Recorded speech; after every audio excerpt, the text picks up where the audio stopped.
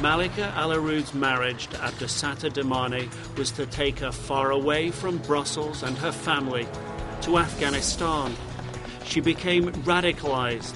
Soon she was to be catapulted to jihadi stardom. Her new husband, Abdesattar, was religious and intolerant in the extreme. Malika's sister saw it firsthand one night at dinner. When he realized my husband was a Shia, not a Sunni like him, he got up and left. That was the reason I stopped seeing Malika. Malika says she was consumed with her love for Abdesattar, and both of them with a passion for Osama bin Laden, whom they saw on TV one night. He was watching, he was transfixed, he was listening. I didn't want to bother him at that moment because there was a fascination, a love. It was very clear. You could see love in his eyes and in the expression on his face. I shared the same.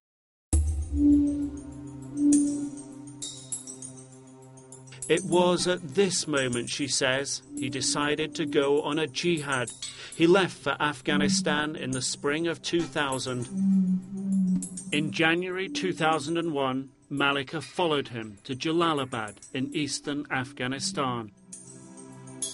They lived in this compound with other Al-Qaeda families.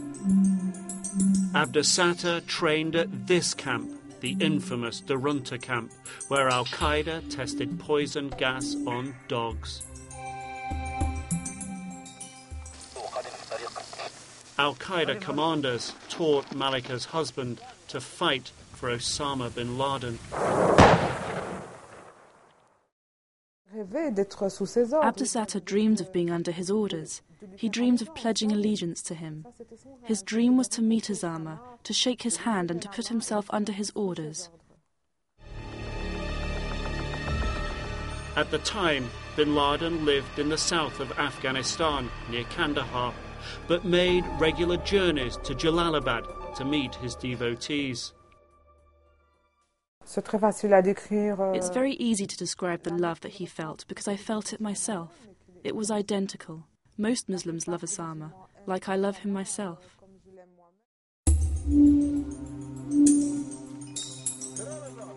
Malika says she was reveling in her new life, but it was about to change. In early August, Abdesattar left on a trip. Unknown to her, bin Laden had sent him on a secret suicide mission.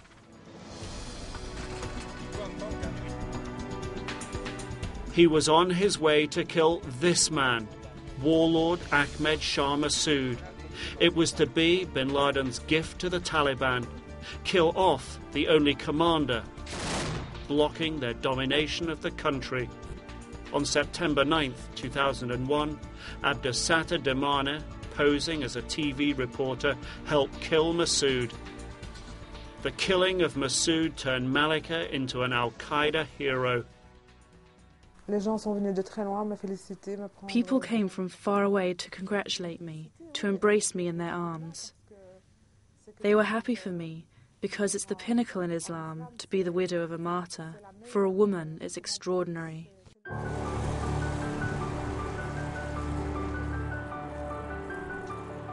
Back in Belgium, the sudden realization, the authorities knew Massoud's killer. This picture, given to us by Belgian intelligence, was the link. I think that the photo was published on a certain time at television, and one of our human sources identified on this television production the photo of Abdesattar Damane.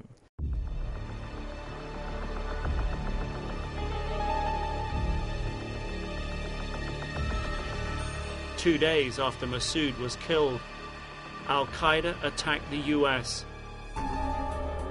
By the end of that day, 9/11, more than 3,000 people were killed. US Special Forces were sent to team up with Massoud's fighters and are soon inside Afghanistan.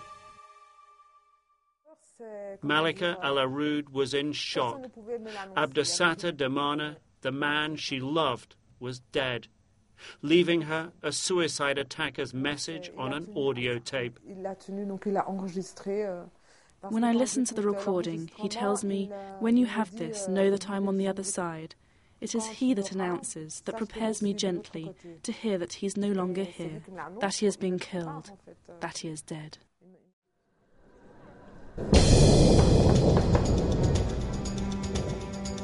But she didn't have time to reflect.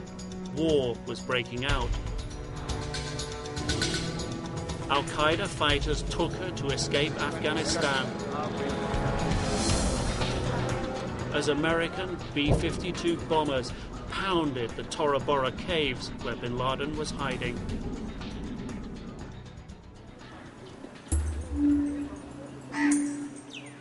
She showed up at the Belgian embassy in Pakistan's leafy capital Islamabad, and she was taken back to Belgium, where she refused to answer questions. Police were forced to let her go, but not out of sight. We developed a position of intelligence around Malika, thinking we have enough elements to prove that there is possibly a terrorist organization on our territory. We opened an inquiry with all the possibilities that gives us to enhance our intelligence position, and to gather elements to prove actually that on our territory a terrorist organization, part of Al-Qaeda, was present. She moved in with her younger sister, Saida. There was a whole period where she was very sad. Whenever she thought about him, she started crying. Malika barely left the house. She developed a strict interpretation of Islam, pushed it on friends. Over the internet, she found love again. Moez Garsaloui, a Tunisian radical living in Switzerland. She moved to Switzerland, married him, and joined his online jihad. It's where in 2006 she agreed to meet CNN and show us how she runs her website. A website Swiss police say was aimed at radicalizing others. Here I am going to the Al-Qaeda section of my website. She explained how her site carries full, uncut versions of bin Laden's speeches. Her dead husband, Abdesata Damane's image, a reminder of what motivates her. Malika was taking her war to the next level. She is, in fact, one of the leading jihadist person on internet.